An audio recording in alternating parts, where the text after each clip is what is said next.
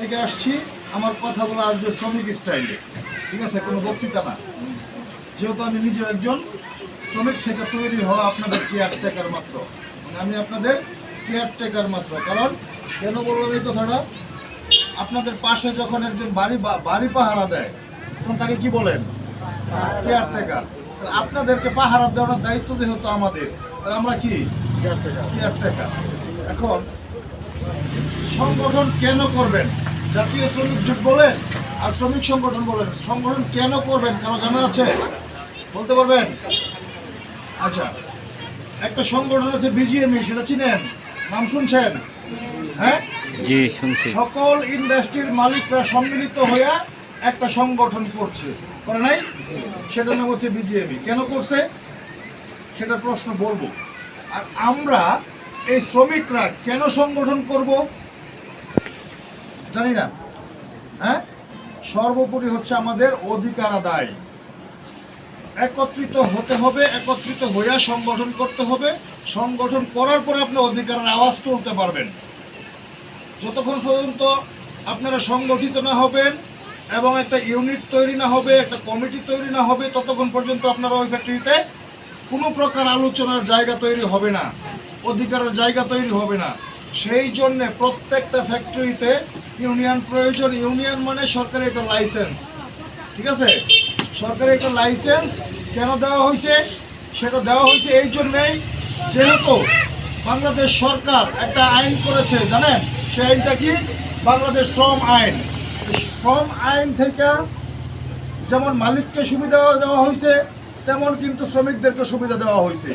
এখন এই শ্রমিকদের যে সুবিধাটা দেওয়া হয়েছে সেটা আমরা আইন বইও পড়ি না বিধায় আমরা জানতে পারি না। কিন্তু মালিক পক্ষ যখনই কোনো ধরনের পাইতারা শুরু করে, এই পুঁজিবাদীরা যখন পাইতারা শুরু করে, তখন আপনার তাদের যে সংগঠন আছে বিজিএমই, সেইখান থেকে কিছু কালো আইনের বুদ্ধি নিয়ে এসে শ্রমিকদের মাথার উপরে ঢেলে দেয়, যার জন্য এই শ্রমিকরা লাঞ্ছিত হয়, বঞ্চিত হয়। কারণ আমরা শ্রম আইন জানি না, আমরা শ্রম আইনটা বুঝি না। মালিক পক্ষ শ্রম আইনটা বুঝে এবং তারা বেতনভুক্ত কর্মচারী রাখে এই শ্রম আইনটা শ্রমিকের উপর প্রয়োগ করার জন্য, যার জন্যে আমরা সব সময় নির্যাতিত হই, নিপীড়িত হই। কারণ সংগঠন এই জন্যই করবেন, সংগঠন হচ্ছে আপনাদের একটা পাঠশালা। যেখানে আসবেন, এই সংগঠনে আসার পরে আইনটা জানবেন, নিজের অধিকারটা বুঝবেন, নিজের অধিকারটা বোঝার পরে এক জায়গায় আপনি মাথা উঁচু করে দাঁড়াতে পারবেন। যখন আপনি মাথা উঁচু করে দাঁড়াবেন, তখন আপনার অধিকার আদায় হবে। আজকে বলতে চাই, আপনারা কখনোই জানেন না যে আসলে আপনার একজন শ্রমিকের বাংলাদেশ সরকারের যে শ্রম আইনটা আছে, সেই শ্রম আইনে আপনার অধিকার কোথায় কোথায় আছে জানেন? জানেন না। একজন মারা গেলে যেমন আইন আছে, আপনি 10 বছর চাকরি করছেন, 20 বছর চাকরি করছেন, সেখানে আপনার একটা সরকারি যেরকম পেনশন পায়, ঠিক আছে, আমরা পাই টেনশন। টেনশনটা কি? আমাদের বেসিকটা দেয় না, আমাদের মজুরিটা দেয় না, আমাদের সার্ভিস বেনিফিট দেয় না, এরকম বিভিন্ন কিছু যখন না দেয়, তখন কি হয়? আমরা 20 বছর চাকরি করছি, সরকারি লোকেরা পাই পেনশন, আমরা পাই কি? টেনশন। কেন টেনশনের কথা বললাম?